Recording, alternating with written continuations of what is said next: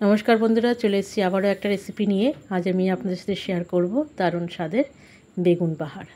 এর জন্য আমি কী কী নিয়েছি একবার বলে নিই। নিয়েছি আমি বেগুন, আমি ছোট সাইজের বেগুন আধখানা করে কেটে নিয়েছি।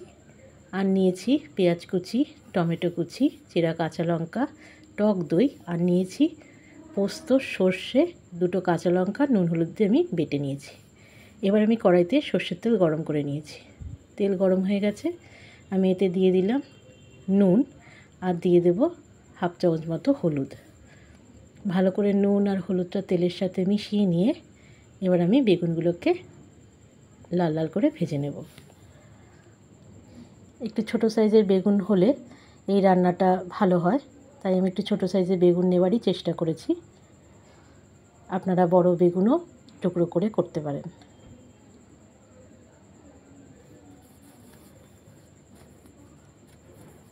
খুব টেস্টি হয় এই রান্নাটা।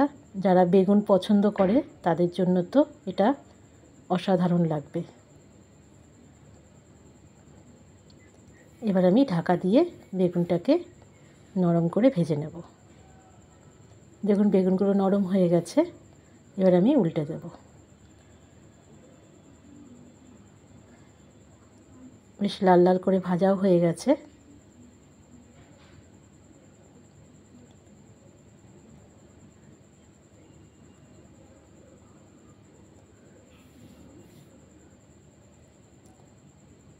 রান্নাটা আমি সর্ষের তেলে করেছি, চেষ্টা করবেন রান্নাটা সর্ষের তেলে করার, তাহলে এই রান্নার স্বাদ আরও বেড়ে যায়।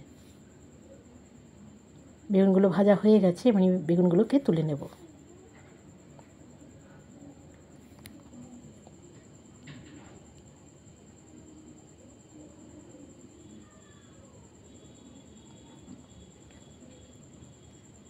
একটু আলতো হাতেই তুলতে হবে, বেগুনগুলো নরম হয়ে গেছে।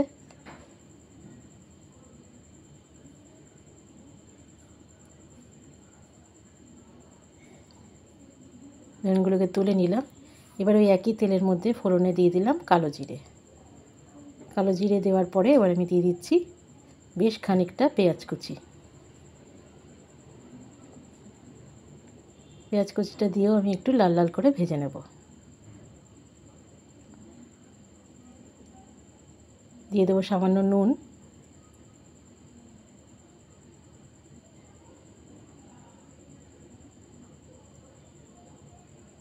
একটু লাল লাল করে ভেজে নিতে হবে।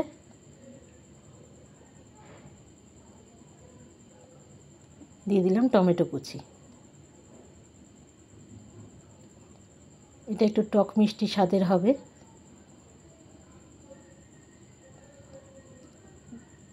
পেঁয়াজটা আমার লাল লাল প্রায় ভাজা হয়ে গেছে।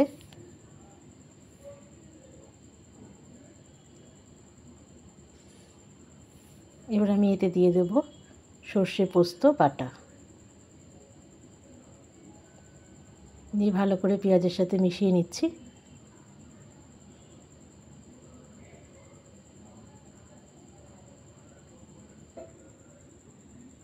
আমি এখানে কালো সর্ষে ব্যবহার করেছি, আপনারা চাইলে সাদা সর্ষেও ব্যবহার করতে পারেন। দিয়ে দিলাম মিক্সির বাটি ধোয়া জল, দিয়ে ভালো করে আমি মশলাটাকে কষিয়ে নেব।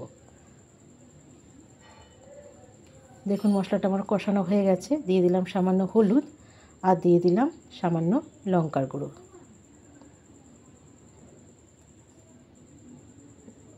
আর দিয়ে দেবো এবার টক দই।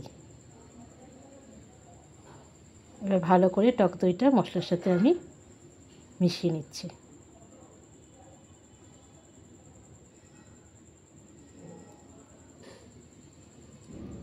এই সময় একটু ভালো করে মেশাতে হবে, নাহলে টক দইটা কেটে যেতে পারে। ঢাকা দিয়ে কিছুক্ষণ সময় আবারও কিছুটা রান্না করে নেব। দেখুন মশলাটা আমার প্রায় কষানো হয়ে গেছে, তেলও ছেড়ে এসছে। দেখুন কি সুন্দর আমার মশলাটা কষানো হয়েছে।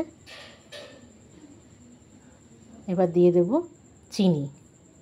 চিনি অবশ্যই দেবেন, তাহলে এটার স্বাদটা আরও দ্বিগুণ হবে। এবার পরিমাণ মতো আর একটু জল দিয়ে দিলাম। ঢাকা দিয়ে আমি গ্রেভিটা ফুটিয়ে নেব। গ্রেভিটা আমার ফোটানো হয়ে গেছে। ভালোভাবে ফুটে গেছে,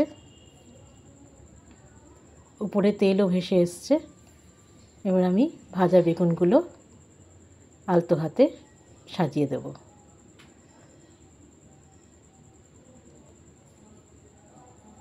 বেগুনগুলো যাতে ভেঙে না যায় সেদিকটা খেয়াল রাখতে হবে।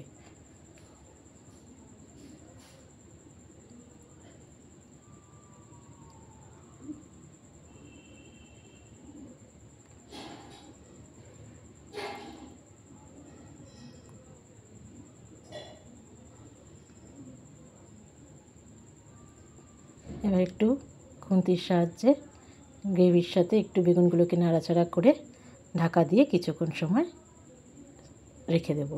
তৈরি হয়ে গেল আমার দারুণ স্বাদের বেগুন পাহাড়। এই রান্নাটা অসাধারণ লাগে বন্ধুরা, আপনারা অবশ্যই ট্রাই করবেন। ট্রাই করলে ভালো লাগলে পরে আমাকে একটা লাইক, শেয়ার, কমেন্ট আর একটা ফলো করতে ভুলবেন না। সুস্থ থাকবেন, ভালো থাকবেন। দেখা হচ্ছে পরের একটা ভিডিওতে। ধন্যবাদ।